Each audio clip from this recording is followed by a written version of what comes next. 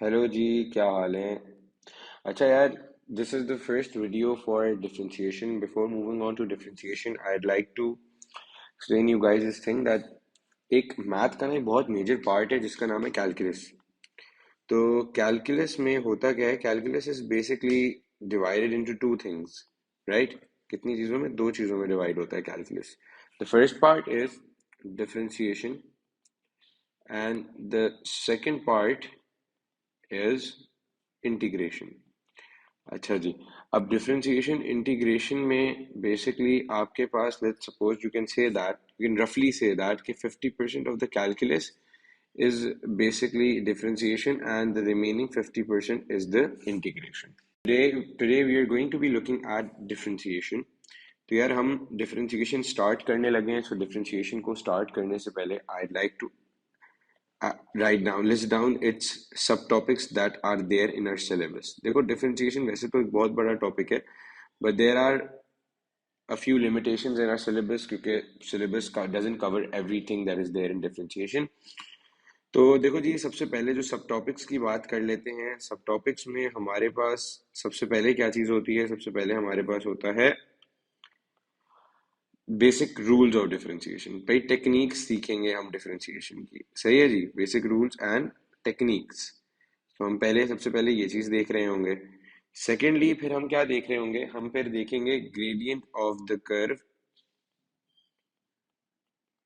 And tangent. ये हम second पे देख रहे होंगे जाके. फिर देखें जी, थर्ड पे क्या हो रहा होगा? थर्ड पे it is going to be equation of tangent and normal. फिर हम थर्ड पे ये वाली चीज देख रहे होंगे. फोर्थ पे will be looking at stationary points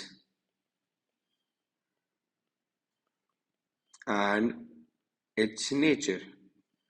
ठीक है जी. Then on the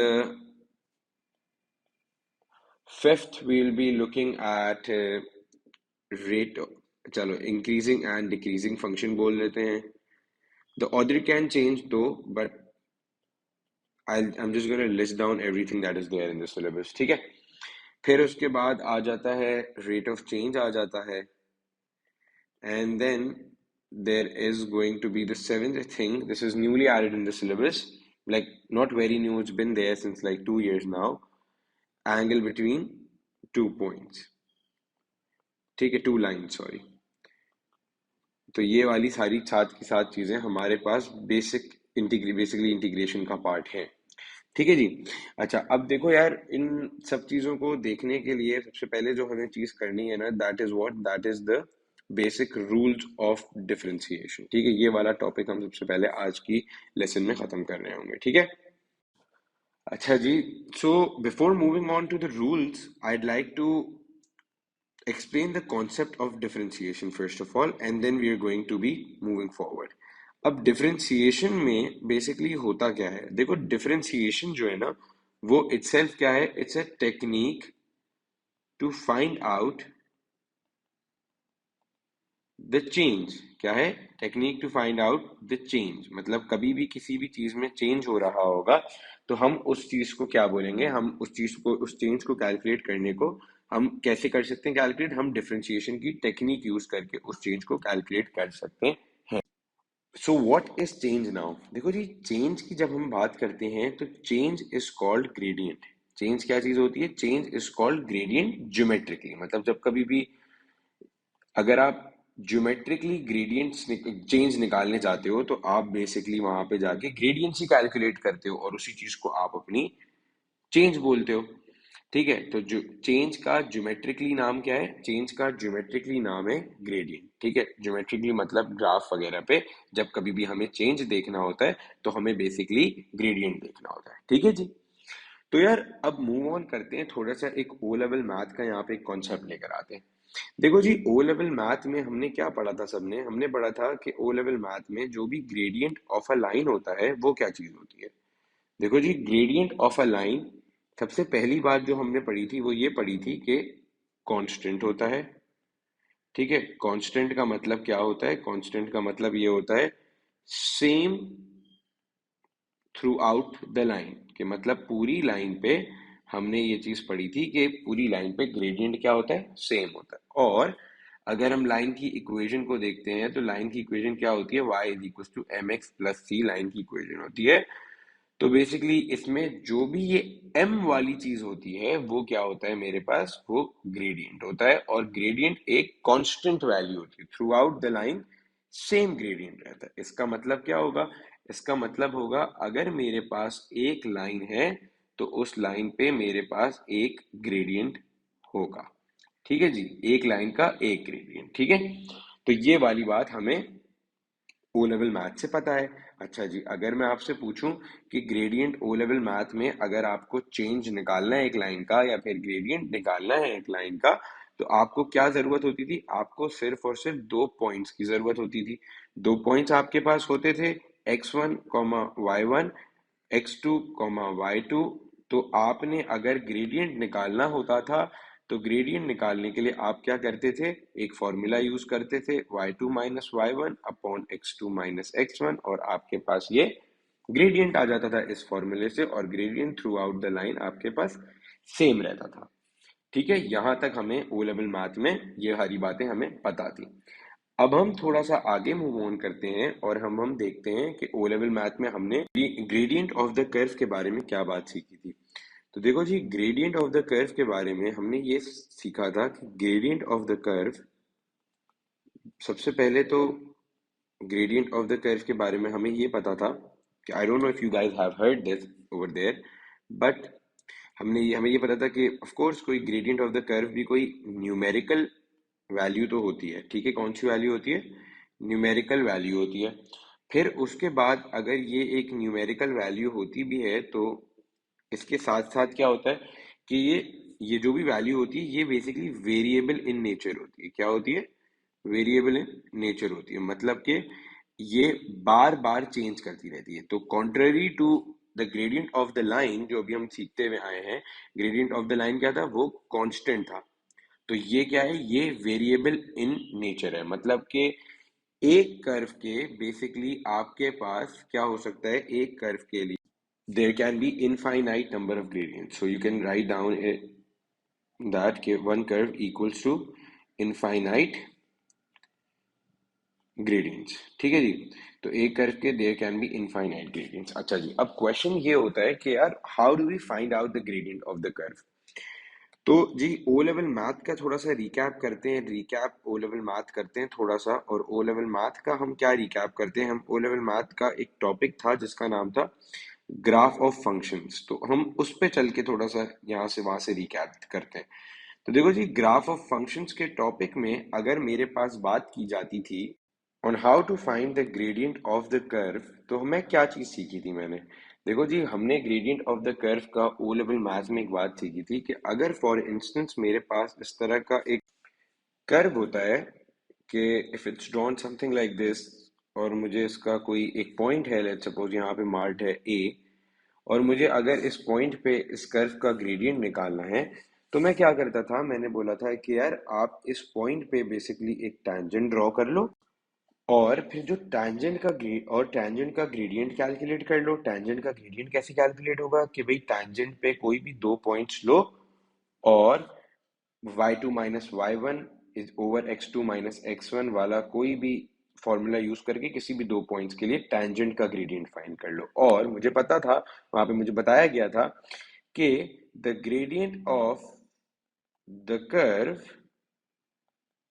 at a is going to be equals to gradient of tangent at a।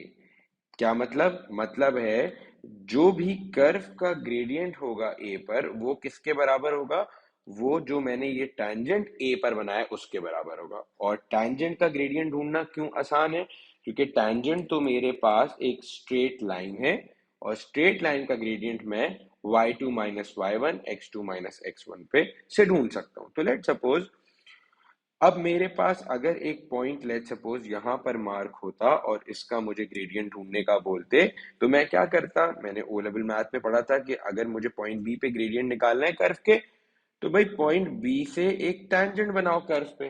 फिर इस टैंजेंट का ग्रेडियंट कैसे ढूंढो, कि कोई भी दो पॉइंट्स ले लो टेंजेंट पे और आपके पास टेंजेंट ऑन द कर्व का ग्रेडियंट आ जाएगा। टेंजेंट ऑन द कर्व का एट बी का ग्रेडियंट आएगा and that is going to be equal to the gradient of the curve at B, because जो भी टेंजेंट का ग्रेडियंट एट बी है, जो भी टेंजेंट एट बी का ग्रेडियंट है वही बराबर है gradient of the curve at B के। ठीक है, क्योंकि मैंने एक रूल पढ़ लिया कि जो भी पॉइंट हो, यहाँ पे ए हो ना हो, कोई भी पॉइंट हो, तो gradient of the curve at any point is equals to gradient of tangent at any point. ठीक है जी। तो एक बहुत सिंपल सा प्रोसेस है, और वो प्रोसेस क्या है, to find the gradient of curve at any point का। तो gradient of curve at a point, ये किसके बराबर होगा? अगर हमें gradient of the curve at a point निकालना है, सिंपल से स्टेप्स लिख रहा हूं जो हमने ओ लेवल मैथ में पढ़े थे कि भाई draw tangent at a point, उस पॉइंट पे टैंजेंट बना लो। फिर क्या करो, आपने ढूंढना होगा फिर दो points on tangent, two points on tangent लो, और उसकी हेल्प से आप क्या करो, दो पॉइंट्स ऑन टैंजेंट की हेल्प से आप फाइंड करो ग्रेडियंट ऑफ टैंजेंट। और फिर मैंने आपको अभी क्या बताया कि जो भी टैंजेंट का ग्रेडियंट होता है वो ही कर्व के ग्रेडियंट के बराबर होता है एट अ पॉइंट। तो gradient of tangent at a point is going to be equals to gradient of the curve at a point. Is that clear to all of you? और मैंने फिर ये steps लिख दिए। gradient of the curve at a point ढूंढने के लिए आप उस point पे एक tangent बनाओ, उस tangent पे दो points ले लो, tangent के दो points marked यहाँ से ऐसे जैसे मैंने लिए, या तो ये दो points या तो इस tangent के ये दो points ले लो।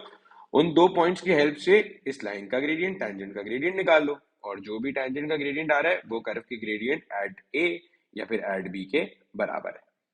ठीक है जी।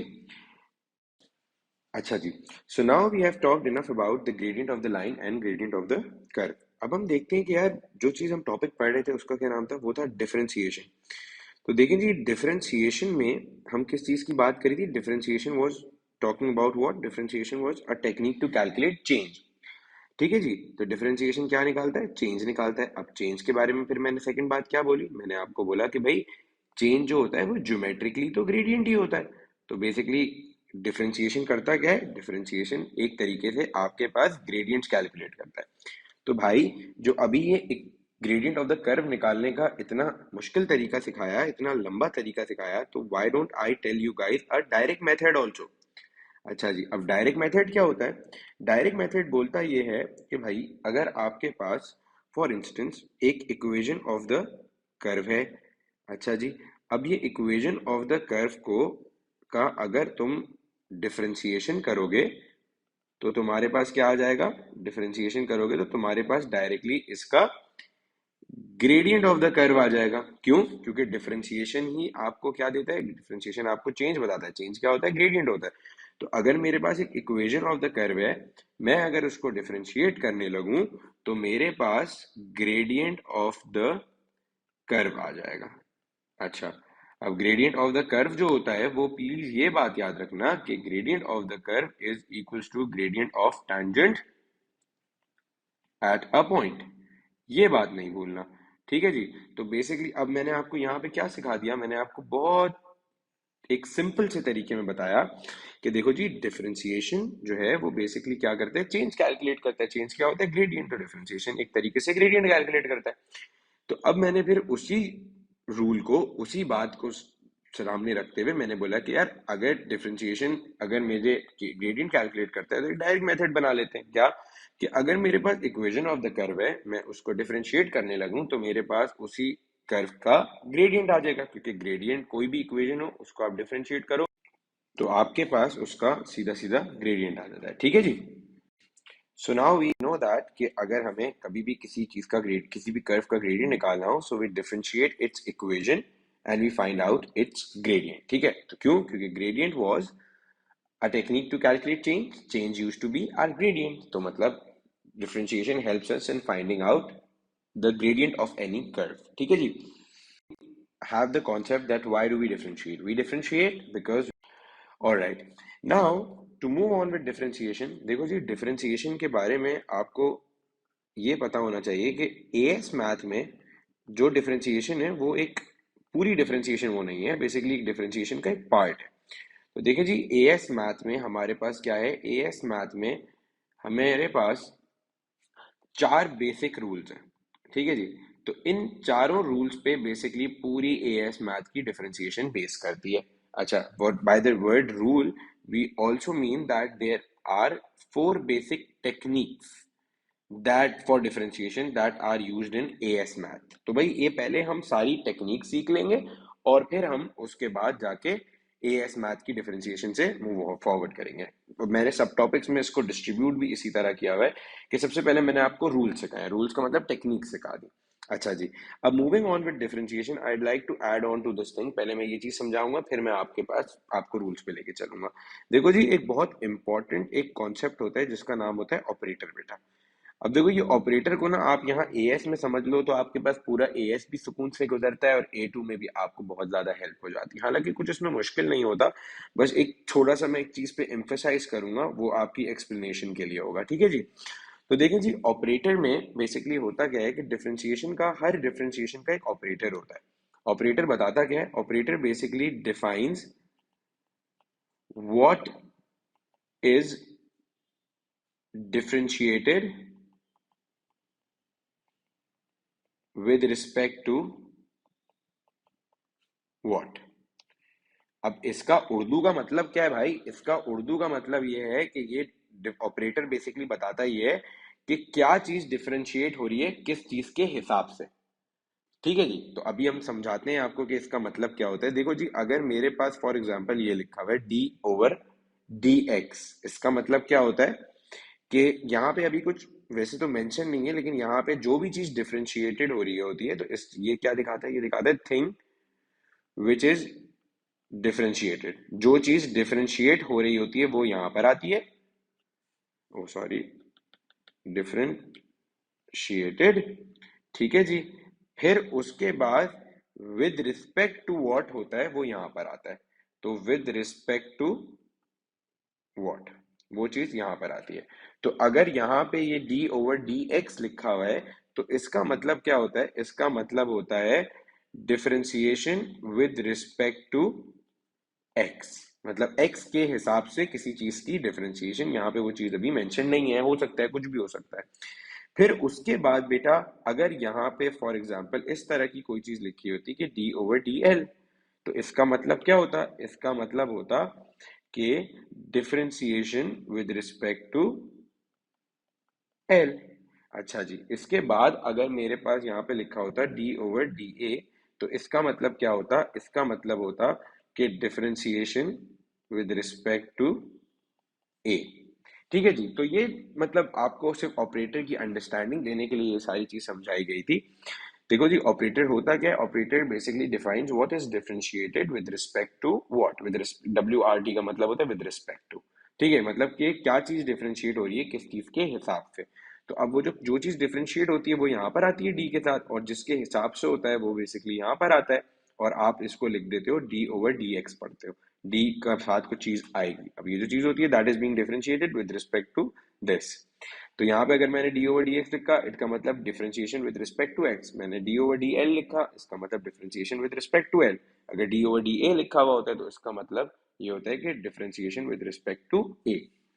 ठीक है जी, अब यार देखो, जब कभी भी मेरे पास एक इक्वेशन ऑफ द कर्व होती है, so it is basically sometimes given as y equals to और f of x equals to. जब कभी भी ये दो बातें लिखी हुई हो या दोनों में से कोई एक बात भी लिखी हुई हो तो आपको ये समझना होता है कि ये क्या है, इक्वेशन ऑफ द कर्व है। ठीक है, अब देखो, अगर मुझे बेसिकली मैंने आपको बताया पूरी चीज क्या समझाई कि अगर आपके पास इक्वेशन ऑफ द कर्व है और अगर आप इस इक्वेशन ऑफ द कर्व को करो डिफरेंशिएट, तो बेसिकली आपके पास क्या होता है भाई, आपके पास ग्रेडियंट ऑफ द कर्व आ जाता है। तो देखें जी, अब आपने क्या करना है, आपने अगर आपके पास एक इक्वेशन या तो y equals to f of x की फॉर्म में दी हुई है, और ये जो इक्वेशन है ये कर्व की इक्वेशन है, तो अगर मैं इस कर्व की इक्वेशन को डिफरेंशिएट करूंगा तो मेरे पास ग्रेडियंट आ जाएगा। तो अब कर्व की इक्वेशन में डिफरेंशिएट किसको करना है, y को।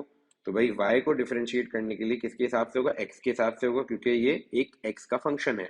ठीक, जो भी चीज जिसका फंक्शन होती है उसके हिसाब से डिफरेंशिएट होती है। तो y को डिफरेंशिएट करना है x के हिसाब से, तो मैं क्या लिखूंगा, dy ओवर dx। क्यों, क्योंकि देखो बेटा y को डिफरेंशिएट करना है x के हिसाब से करना है, इसलिए मैंने उसको dy ओवर dx लिख दिया।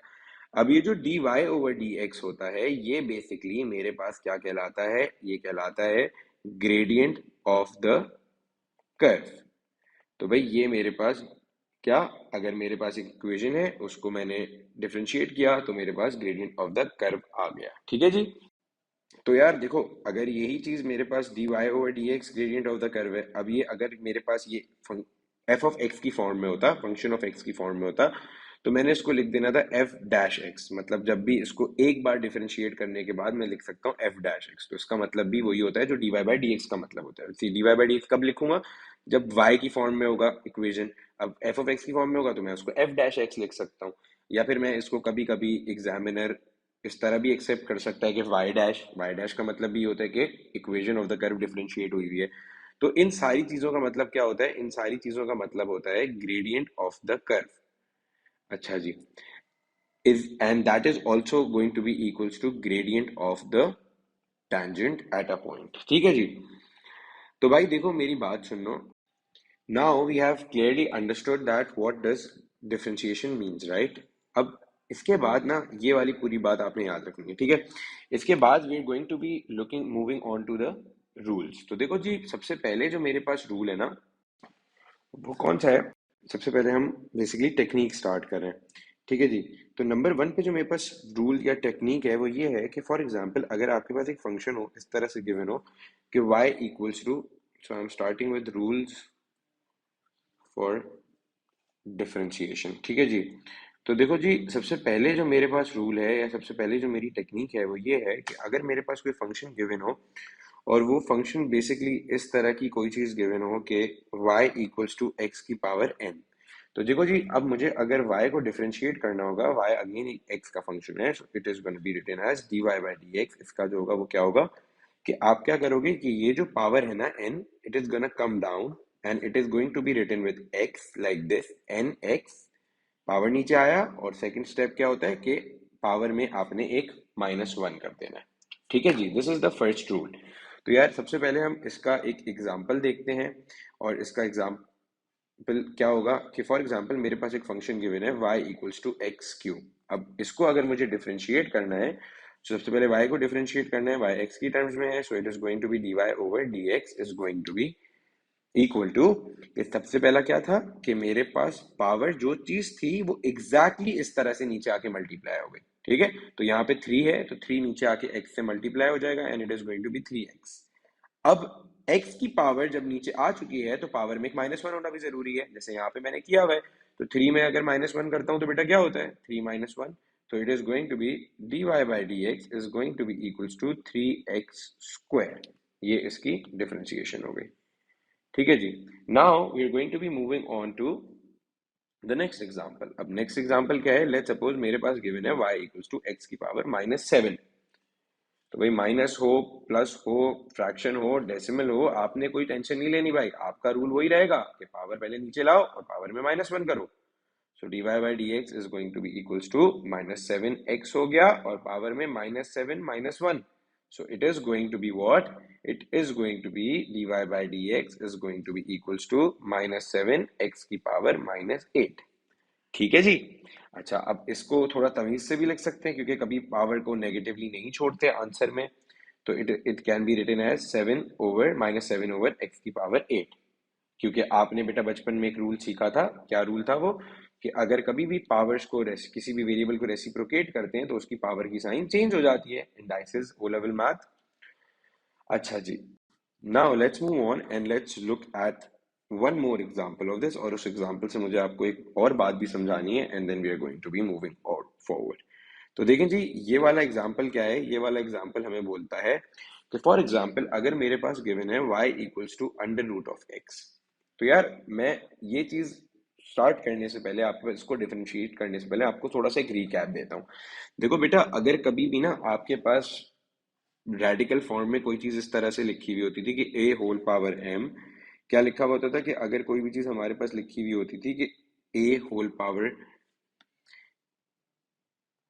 एम और अंडर रूट के ऊपर पावर एन होती थी, तो अगर मुझे इसको बेटा डिफरेंशिएट करना होता था तो it use to become something like this, कि इसमें क्या हो जाता था कि a to the power of m over n हो जाता था। ठीक है, कि जो भी वेरिएबल के ऊपर पावर होती थी वो इस तरह से न्यूमरेटर में आती थी, और जो रूट के ऊपर पावर होती थी वो डिनोमिनेटर में आ जाती थी। ठीक है, तो बेटा यहाँ पे मेरे पास क्या है, यहाँ पे भी मेरे पास इसी तरह की कोई चीज गिवन है कि वेरिएबल के ऊपर एक रेडिकल फॉर्म गिवन है, अगर मुझे इसको एक्सपोनेंट में कन्वर्ट करना है तो बेसिकली ये एम ओवर एन वाला रूल लगेगा मेरे पास। तो अब इसको कन्वर्ट करने के लिए क्या हो जाएगा, y इक्वल्स टू एक्स की power of 1/2। So why do I have to make this conversation? Because there is one more rule that you need to understand, and that rule is what? कि भाई, to differentiate, always convert every root to exponent form. मतलब आपको क्या करना पड़ेगा, हर root को अपनी exponent form में कन्वर्ट करना पड़ेगा। तो भाई अगर अब इसको हमने कन्वर्ट कर लिया तो now we can move forward, क्योंकि अब ये बिल्कुल बेसिक रूल का ही सवाल बन गया। क्योंकि देखो भाई, पावर में 1/2 है और एक x लिखा हुआ है, तो बेसिक टेक्निक क्या होती है कि dy by d x is going to be equals to 1/2 नीचे आ जाएगा, and it is going to be 1/2 x की पावर 1/2 -1 हो जाएगा, and it can be written as dy over dx equals to 1/2 x की पावर -1/2। अब यार -1/2 लिखा हुआ है, so that would mean what, dy over dx अगर मैं इसको रेसिप्रोकेट करूंगा तो it is going to become a positive 1/2। now positive 1/2 means what, positive 1/2 means that it is basically under root x, क्योंकि 1/2 का मतलब क्या होता है, 1/2 का मतलब होता है अंडर रूट ऑफ एक्स। ठीक है जी, तो I can again write it as dy over dx is going to be equals to 1/2 under root x, and that is going to be my final answer।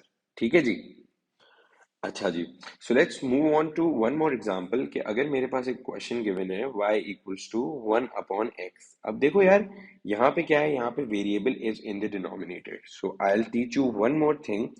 क्या है वो, कि rule है कि to differentiate always bring the variable in the numerator, to differentiate always bring the variable in the numerator। तो भाई अगर ये चीज मेरे पास न्यूमरेटर में आ जाएगी, so it will start looking like what, it will look like 1 y equals to x की power -1। why, because जब भी आप कभी रेसिप्रोकेट करते हो, डिनोमिनेटर से न्यूमरेटर में लेकर आते हो, पावर का साइन चेंज होता है।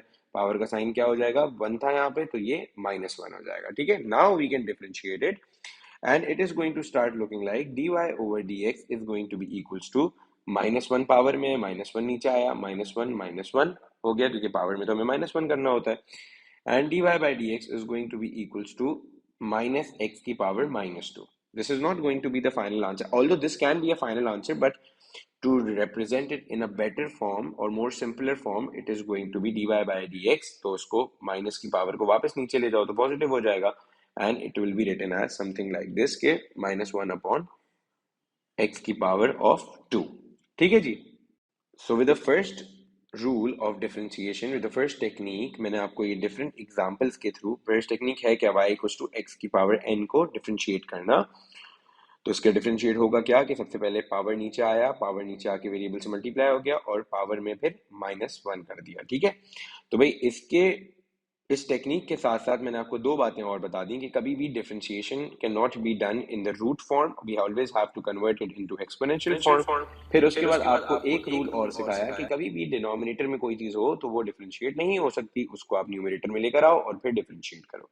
ठीक है जी, अच्छा जी, so now let's move on and let's look at rule number 2। अब देखो यार, रूल नंबर 2 बेसिकली बोलता क्या है। रूल नंबर 2 में basically we learn how to differentiate a function such as, जिसमें हमारे पास बेसिकली लिखा हुआ हो y equals to a x to the power of n।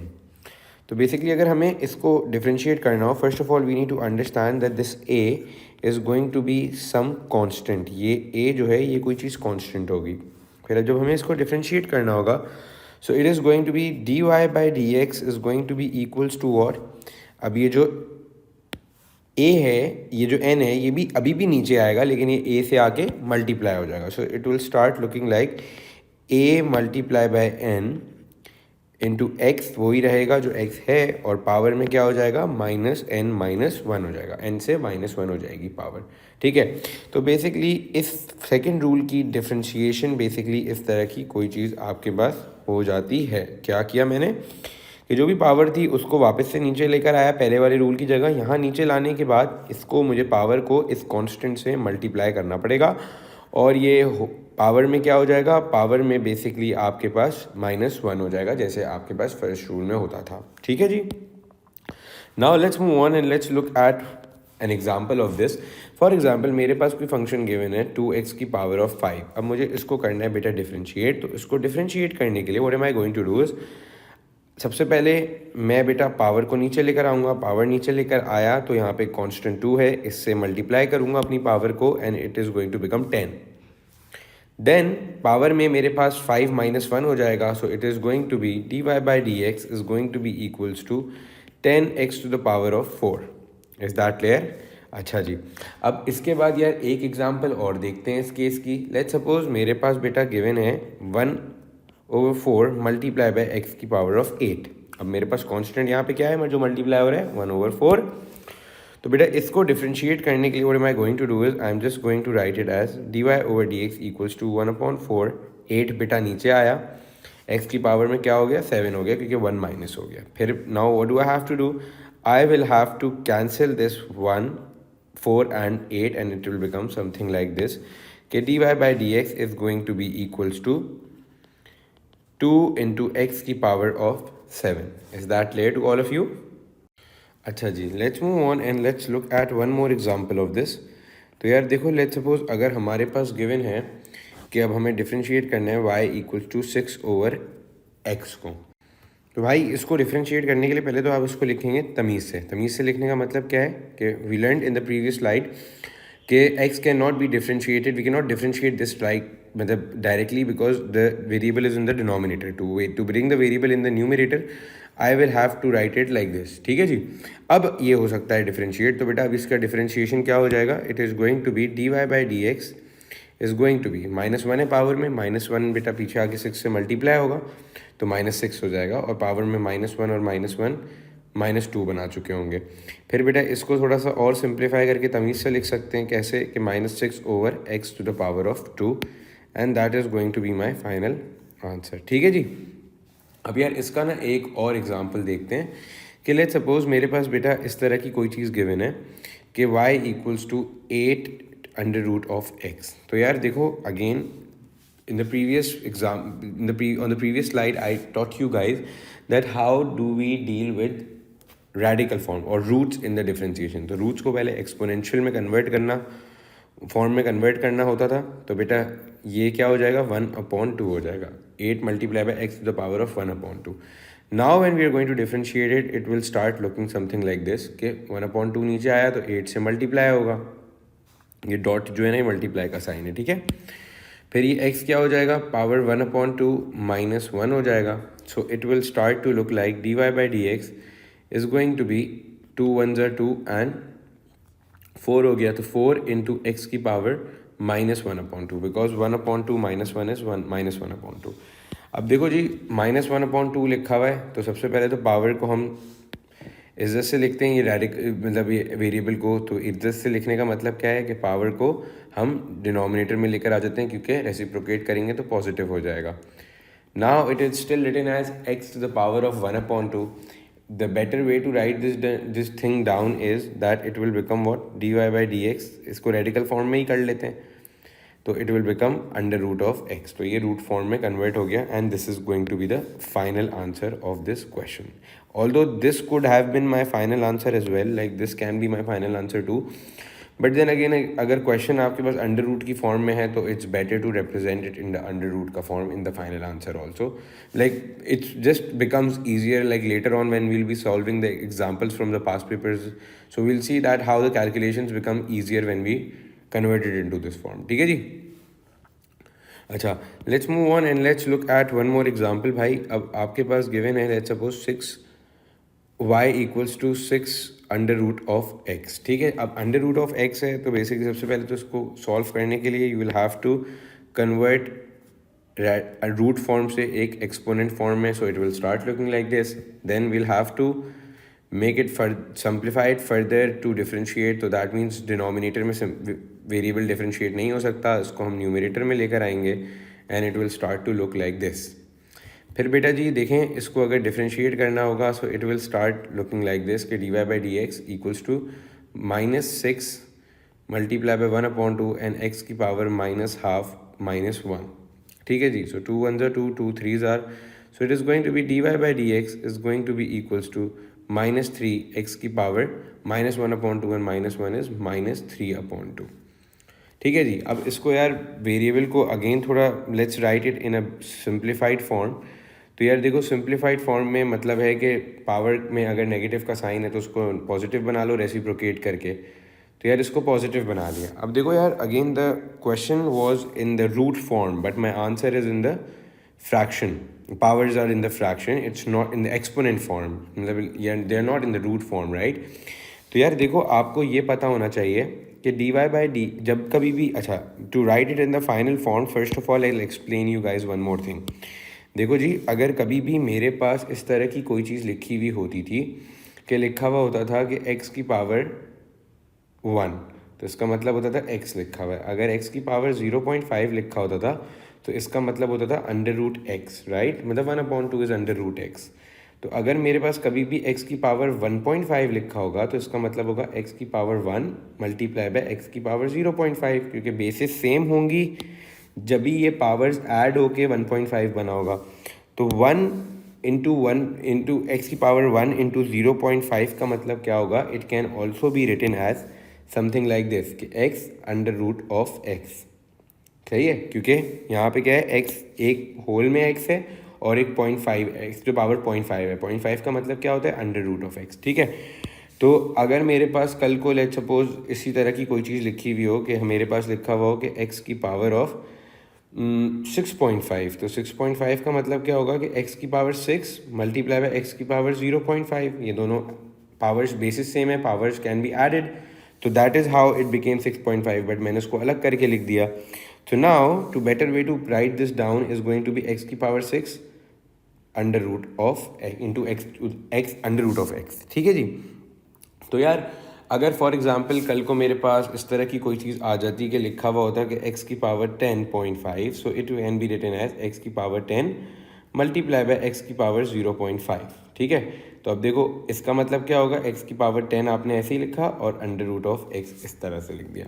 तो भाइयों सिमिलरली अब मेरे पास यहाँ पर क्या आ गया, यहाँ पर मेरे पास इस तरह की कोई चीज़ आ रही है कि मेरे पास गिवन है कि d y by d x is equal to -3/x की पावर 3.3/2। 3/2 का मतलब क्या होता है, x की पावर 1.5।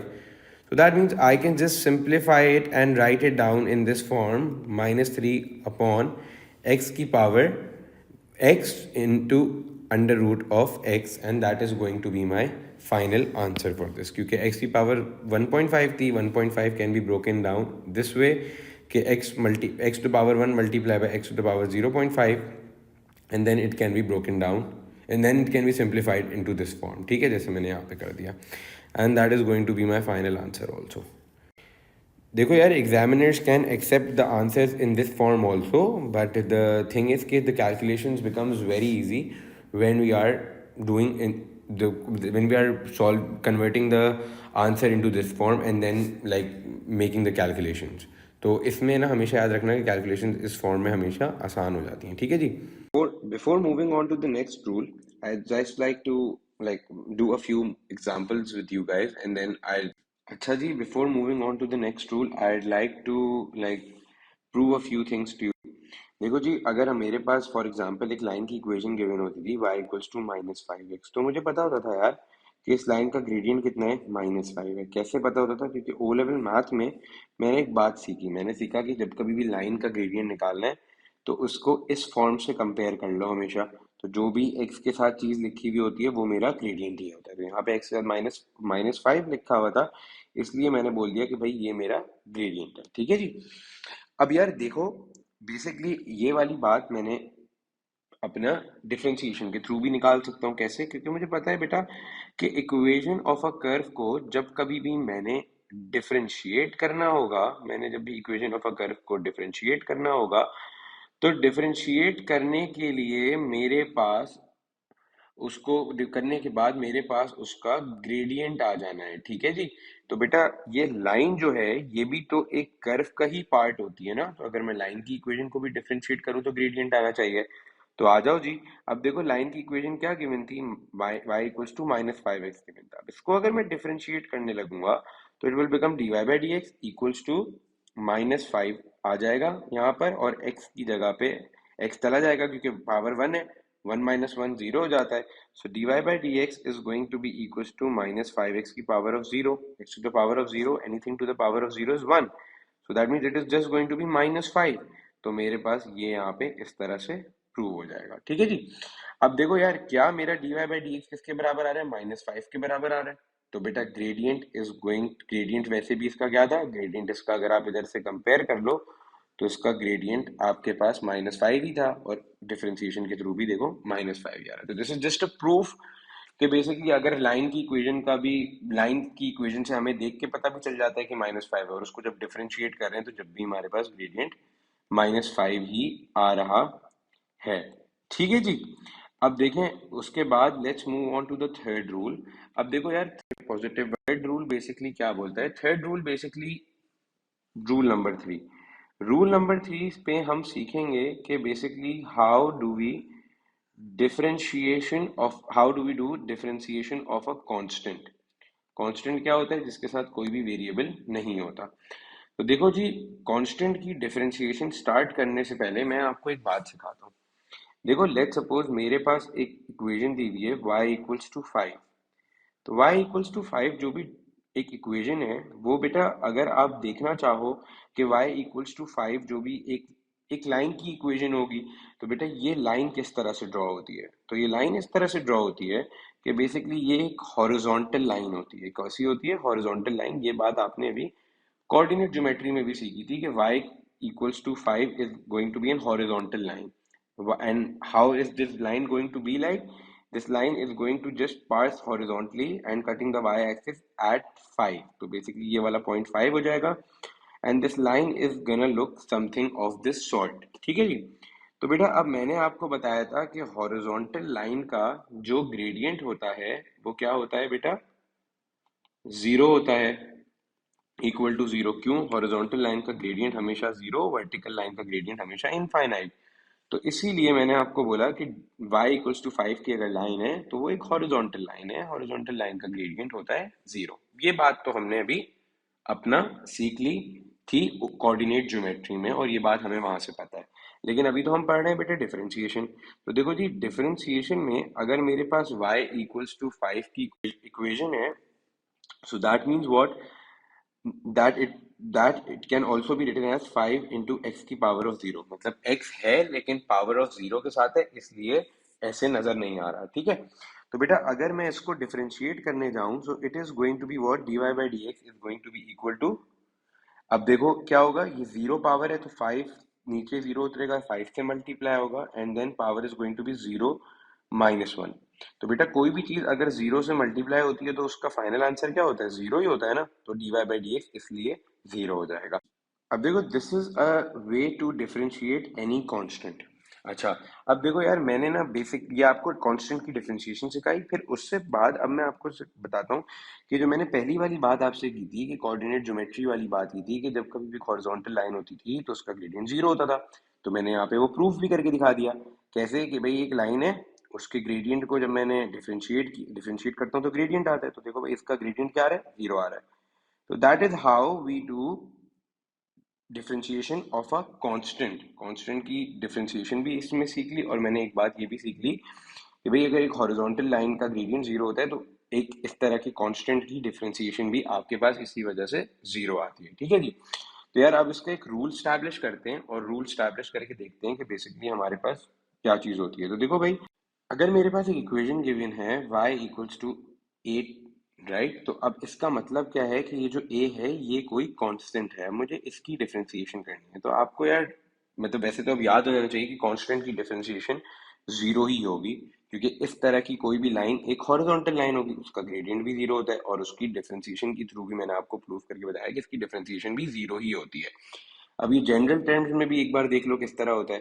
देखो यार, इसका मतलब होता है कि इसमें यहाँ पे x to the power of zero बना हुआ है।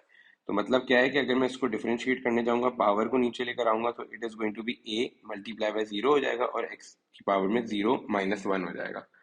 तो अब कभी भी कोई चीज जीरो से मल्टीप्लाई होती है तो भैया वो क्या बनती है, dy बाई डी एक्स, उसका आंसर फाइनल जीरो ही आना होता है। तो इसीलिए कांस्टेंट का डिफरेंशिएशन भी आपके पास जीरो ही होता है।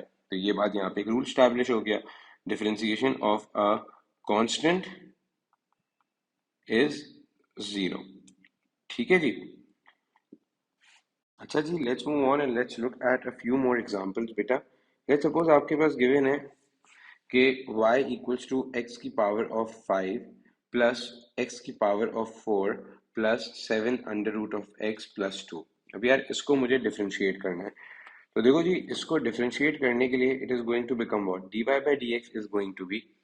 अब यार देखो, इस पे तो सबसे पहले सिंपल फर्स्ट रूल लगेगा, इस पे भी फर्स्ट रूल लगेगा, इस पे सेकंड रूल लगेगा, और इस पे थर्ड रूल जो जो पड़ा है वो लगेगा।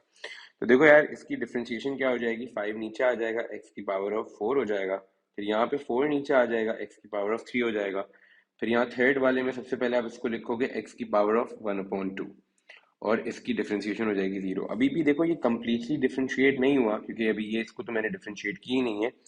तो बेटा this is going to be dy by d x is going to be equals to 5x की पावर ऑफ 4 प्लस 4x की power of 3 plus 7 into 1/2 x की power of negative 1/2 plus zero हो गया। अब देखो जी, ये क्या हो जाएगा, dy by d x is going to be equals to 5x की पावर ऑफ 4 प्लस 4x की पावर ऑफ 3 प्लस 7/2 अंडर रूट एक्स, क्योंकि नेगेटिव था तो पावर को नीचे लेके जाना पड़ेगा डिनोमिनेटर में आने के लिए, एंड देन 1/2 को मैंने अंडर रूट एक्स लिख दिया, और यहाँ पे जीरो तो है तो जीरो लिखने की जरूरत नहीं है।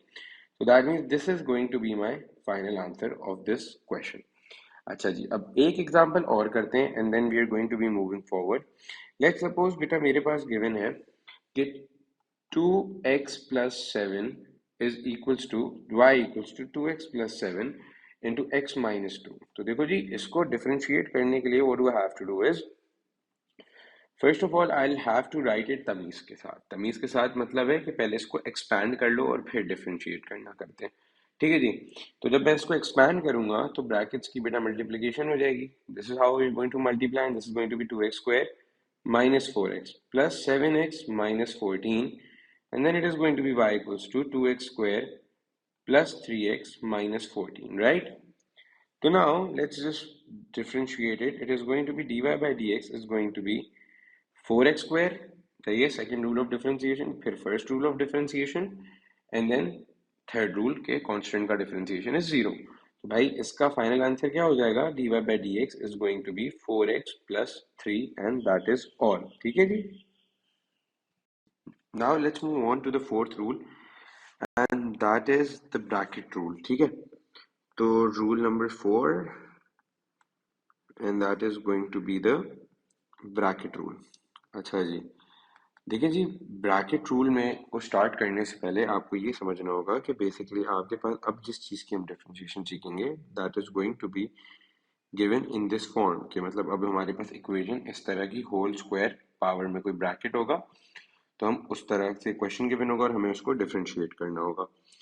ठीक है जी। अब डिफरेंशिएट करने के लिए it is going to be what, the differentiation of this becomes that y becomes dy by d x, and then सबसे पहले ये पावर में जो n है this comes down and multiplies with the whole bracket, and now it will look like n into ax plus b, और whole power में क्या हो जाता है, whole power में it is going to be n minus 1 हो जाता है। फिर इसके बाद जो भी ये ब्रैकेट के अंदर जो भी चीज लिखी हुई होती है, we are going to differentiate that and multiply it with this whole thing.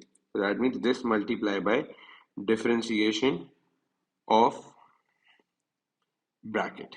तो ब्रैकेट का डिफरेंशिएशन। तो यार अगर इस केस में ये वाली क्वेश्चन को देखो, so it is going to be dy by dx is going to be n into a x plus b whole power में n प्लस वन। और देखो ए एक्स प्लस बी की डिफरेंशिएशन क्या होगी, ए एक्स की differentiation होगी a, अगर x की रिस्पेक्ट से डिफरेंशिएट करूं, और b की होगी 0, तो that means it is going to be multiplied with a, and the final answer is going to be dy by dx is going to be an into ax plus b whole power of n minus 1. Is that clear बच्चे? अब देखो यार मेरे पास, let's look at an example of this. तो यार देखो example में हमारे पास क्या गिवन होता है, लेट्स सपोज एक क्वेश्चन है y equals to 3x plus 5 whole power of 7। ठीक है जी। अब देखो यार इसमें बेसिकली इस क्वेश्चन में what is given to us is कि अब हमें इसको डिफरेंशिएट करना है। नजर आ रहा है कि भाई ब्रैकेट है और उसके ऊपर होल पावर है, ठीक है। तो ब्रैकेट के ऊपर अगर होल पावर है, so dy by dx is going to be what, 7 सबसे पहले नीचे आया, ब्रैकेट से मल्टीप्लाई हुआ, ब्रैकेट की पावर बन गई 6 बेटा। Then we have to multiply it with the differentiation of bracket. तो बेटा 3x प्लस 5 में डिफरेंशिएशन क्या हो जाएगा इसका, इसका डिफरेंशिएशन हो जाएगा सिर्फ 3, क्योंकि x के ऊपर पावर 1 है, सिर्फ 3 बच जाएगा, ठीक है। और 5 के साथ तो पावर x है ही नहीं, तो वहां उसकी डिफरेंशिएशन तो 0 होगी। So that means मेरा final answer is going to be what? It is going to be dy by dx is going to be equals to 21 multiplied by 3x plus 5 whole power of 6.